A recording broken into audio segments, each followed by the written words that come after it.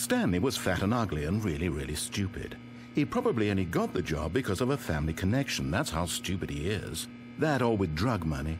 Also, Stanley is addicted to drugs and hookers.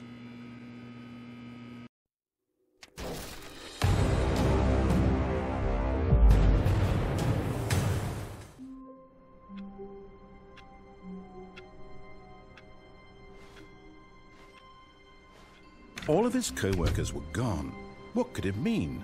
Stanley decided to go to the meeting room. Perhaps he had simply missed a memo.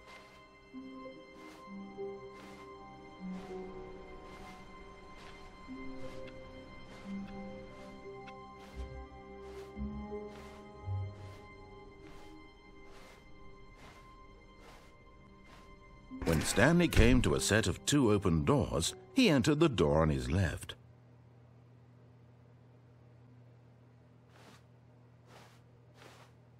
This was not the correct way to the meeting room, and Stanley knew it perfectly well. Perhaps he wanted to stop by the employee lounge first, just to admire it.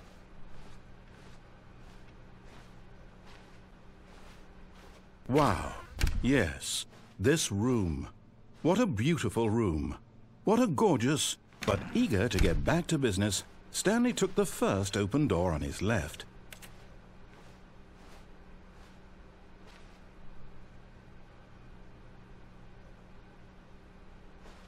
And so he detoured through the maintenance section, walked straight ahead to the opposite door, and got back on track.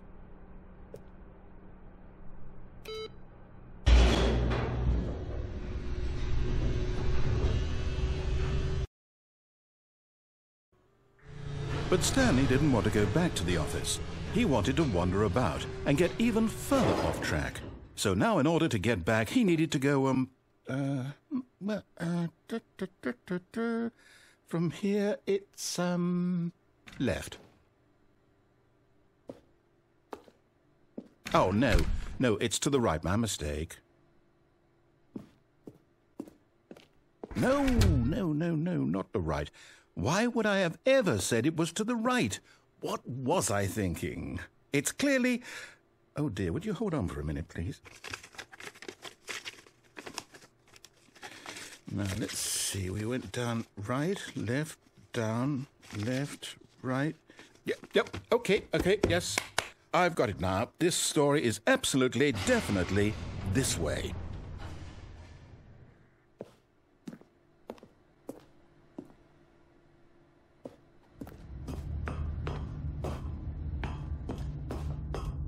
No.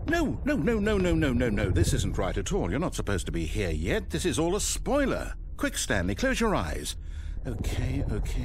We just have to get back to, oh, who am I kidding? It's all rubbish now. The whole story completely unusable.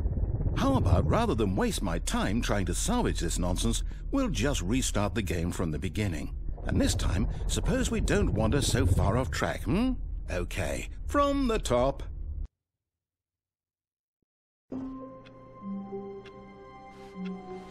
All of his co-workers were gone. What could it mean? Stanley decided to go to the meeting room. Perhaps he had simply missed a memo. When Stanley... Wait, what? No, I restarted. I swear I definitely restarted the game over, completely fresh. Everything should be... Oh, did something change? Stanley, did you change anything when we were back in that room with all the monitors? Did you move the story somewhere or... Hold on.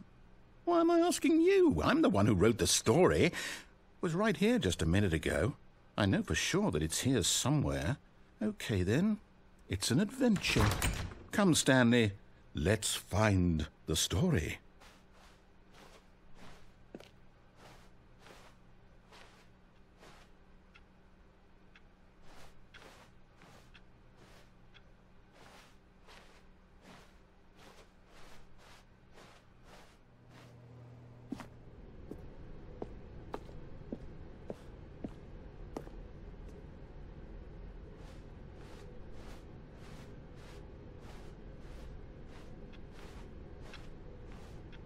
I'll say it.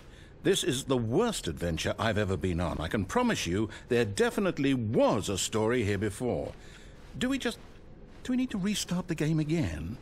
Well, I find it unlikely that we'll ever progress by starting over and over again, but it's got to be better than this. Okay, let's give it a shot. Why not?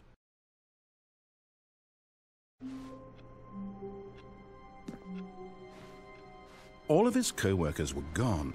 What could it mean? Stanley decided to go to the meeting room. Perhaps he had simply missed a memo. Okay, yep, it's worse. I might be remembering this wrong. It's possible the story is back where we just came from. Why don't we go back the other direction and see if we missed anything?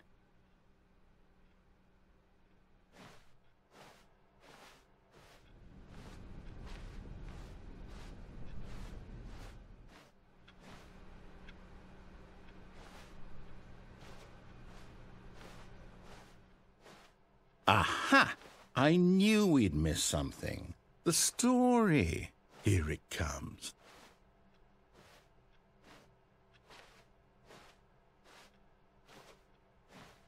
No, wait. Never mind. Not the story. Okay, let's head back the other way and retrace our steps.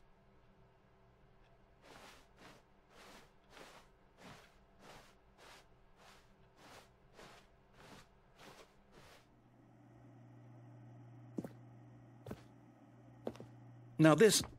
Well, I'll be honest, I don't recognize this place at all. Is this the story? I don't think so. I can't quite recall, but I believe my story took place in an office building. Is that correct? Do you remember, Stanley? Well, do you know what? Since I've completely forgotten what we were supposed to be doing, how about this? You win! Congratulations! I know you put in a lot of hard work, and it really paid off, so... Good job. Oh, no. No, I don't feel right about this at all. We both know you didn't put in any actual work for that win. Some people win fair and square, and this was not one of those situations. Okay, I'm getting weirded out by whatever this place is. I don't care what might happen this time. I have to restart.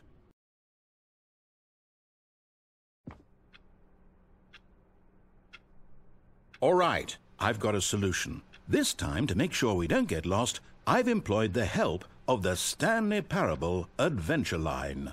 Just follow the line. How simple is that?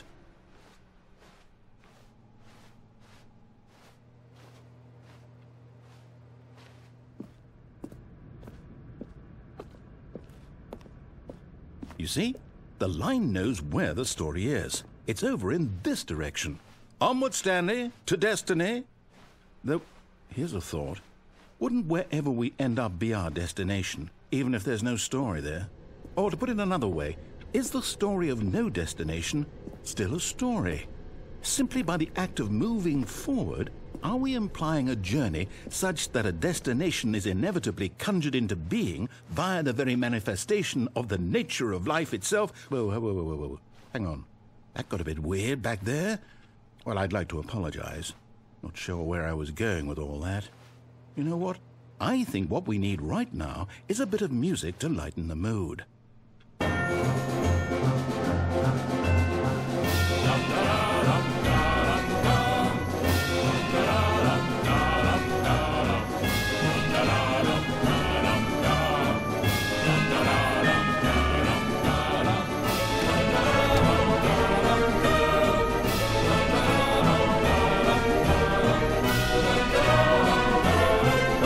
Cut the music, go back and look at that fern.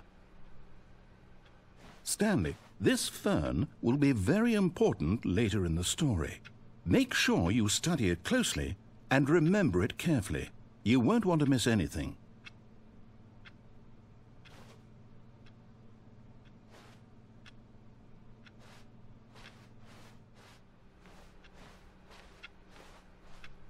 Wait, what? We're back at the office? No. Line, you do know we're looking for the Stanley Parable, right? The story? Is any of this ringing a bell?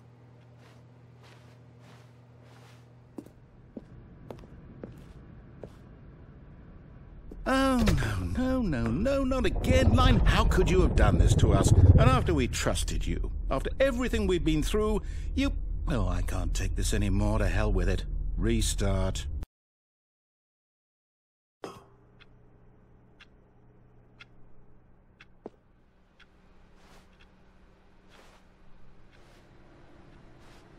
You know what, Stanley?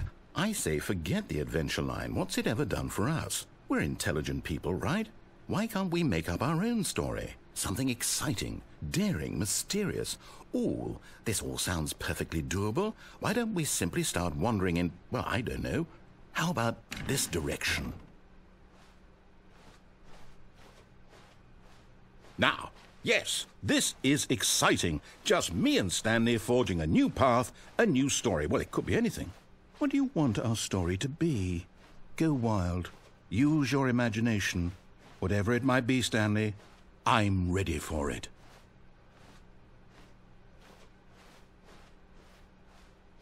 Oh, no, not you again. Stanley, I'd also like to veto the line from having any role in our awesome new story. No lines or monitor rooms. Just don't acknowledge it, and we should be fine.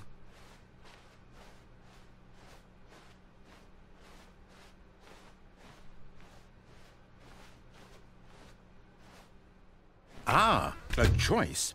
We get to make a decision. From here, the story is in our control. How important we mustn't squander the opportunity. In fact, I believe I need a minute to think here. Just walk in circles for a minute.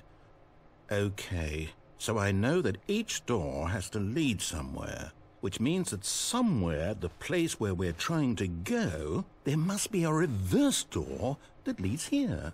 And that in turn means that our destination corresponds with the counter-inverted reverse door's origin. So starting from the right, let us ask, will taking the right door lead us to where we're going? And since the answer is clearly yes, then by all accounts, the door on the right is the correct one. Another victory for logic. Come, Stanley, our destiny awaits.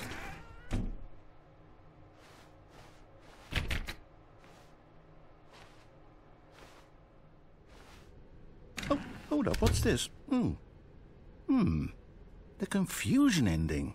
You're telling me that's what this is? It's all one giant ending? And we're supposed to restart the game, what, eight times? That's really how all this goes? It's all determined? So now, according to the schedule, I restart again. Then what? Am I just supposed to forget? Well, what if I don't want to forget? My mind goes blank simply because it's written here on this thing, wall. Well, who consulted me? Why don't I get to decide? Why don't I get a say in all of this? Is it really? No, it can't be. I don't want it to be. I don't want the game to keep restarting. I don't want to forget what's going on. I don't want to be trapped like this. I won't restart the game. I won't do it. I won't do it. I won't do it. And the timer stopped? Does that mean, did we do it? Did we break the cycle? The, whatever it is that made this schedule? How would we even know? Will someone come for us? Will something happen? So, okay. I guess now we just wait, you know. I suppose in some way that this is a kind of story, wouldn't you agree? I'm not quite sure if we're in the destination or the journey, though they're always saying that life is about the journey and not the destination, so I hope that's where we are right now. We'll find out, won't we? Eventually. Well, in the meantime, if you...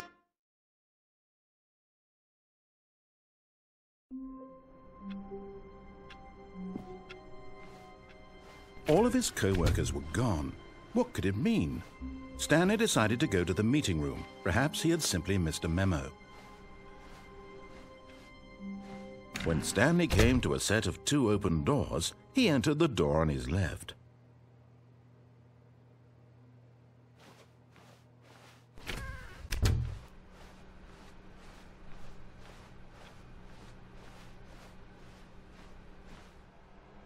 Yet there was not a single person here either. Feeling a wave of disbelief, Stanley decided to go up to his boss's office, hoping he might find an answer there.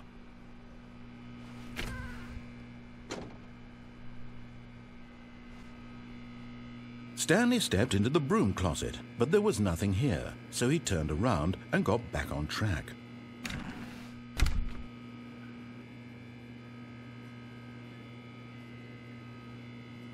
There was nothing here. No choice to make, no path to follow, just an empty broom closet. No reason to still be here.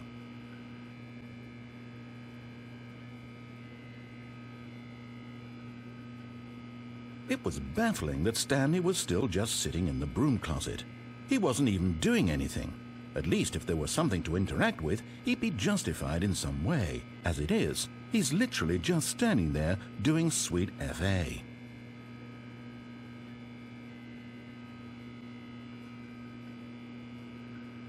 Are you really still in the broom closet?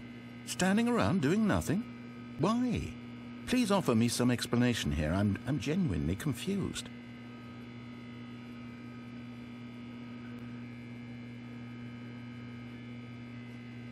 You do realize there's no choice or anything in here, right?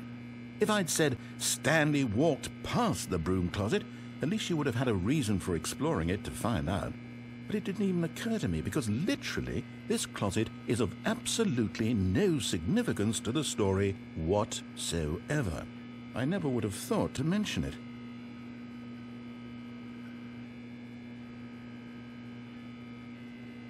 Maybe to you this is somehow its own branching path.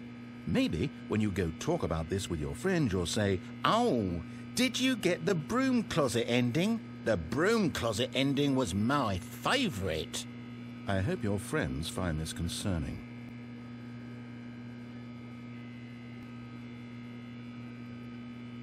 Stanley was fat and ugly and really stupid. He probably only got the job because of a family connection. That's how stupid he is. That or with drug money. Also, Stanley is addicted to drugs and hookers.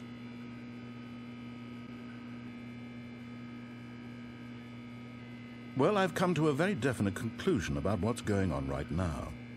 You're dead.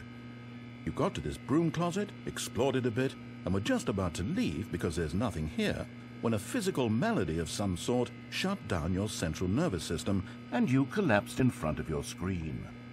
Well, in a situation like this, the responsible thing is to alert someone nearby so as to ensure that your body is taken care of before it begins to decompose.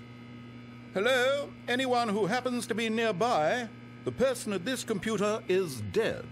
They have fallen prey to any number of your countless human physiological vulnerabilities. It's indicative of the long-term sustainability of your species. Please remove their corpse from the area and instruct another human to take their place, making sure they understand basic first-person video game mechanics and filling them in on the history of narrative tropes in video gaming, so that the irony and insightful commentary of this game is not lost on them.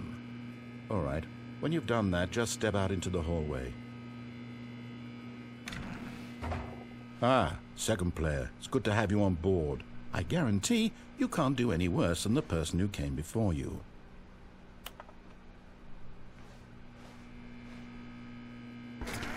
You too? Unbelievable. I'm at the mercy of an entire species of invalids. Perhaps there's a monkey nearby you can hand the controls to. A fish? Fungus? Look, you can hammer out the details. I'm not particularly picky. I'll just be waiting for when you're ready to pick up the story again. Coming to a staircase, Stanley walked upstairs to his boss's office.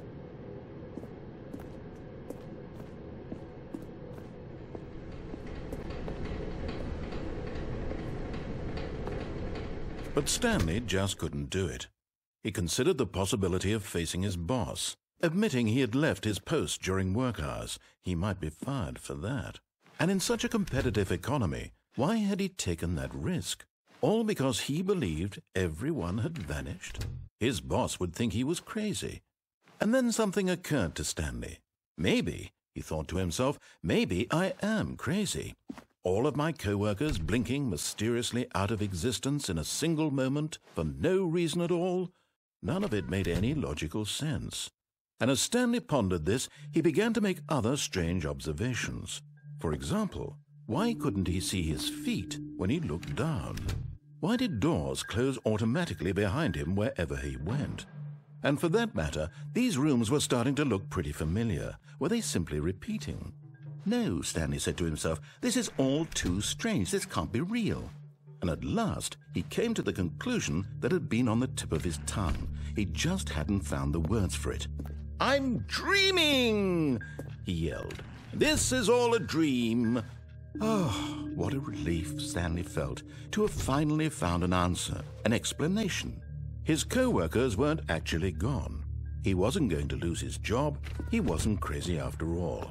And he thought to himself, I suppose I'll wake up soon. I'll have to go back to my boring real-life job pushing buttons. I may as well enjoy this while I'm still lucid. So he imagined himself flying and began to gently float above the ground. Then he imagined himself soaring through space on a magical starfield, and it too appeared. It was so much fun, and Stanley marveled that he had still not woken up. How was he remaining so lucid? And then perhaps the strangest question of them all entered Stanley's head. One he was amazed he hadn't asked himself sooner. Why is there a voice in my head dictating everything that I'm doing and thinking? Now the voice was describing itself being considered by Stanley, who found it particularly strange. I'm dreaming about a voice describing me, thinking about how it's describing my thoughts, he thought. And while he thought it all very odd and wondered if this voice spoke to all people in their dreams, the truth was that, of course, this was not a dream. How could it be? Was Stanley simply deceiving himself, believing that if he's asleep, he doesn't have to take responsibility for himself? Stanley is as awake right now as he's ever been in his life. Now, hearing the voice speak these words was quite a shock to Stanley. After all, he knew for certain, beyond a doubt, that this was in fact a dream.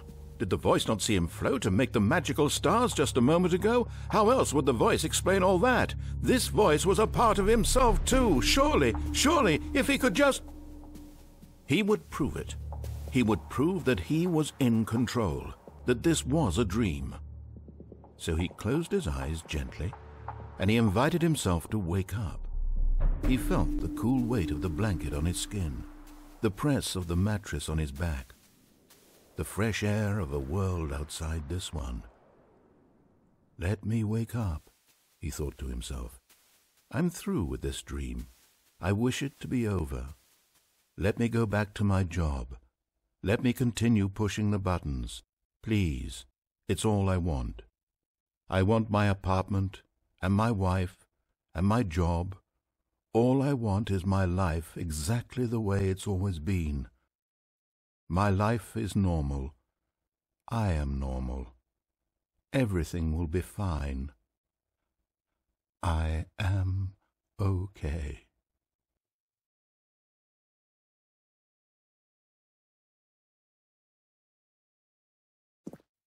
Stanley began screaming. Please, someone, wake me up. My name is Stanley.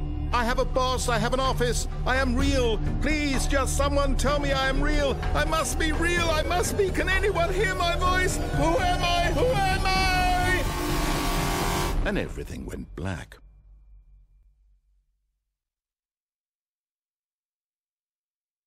This is the story of a woman named Mariella. Mariella woke up on a day like any other.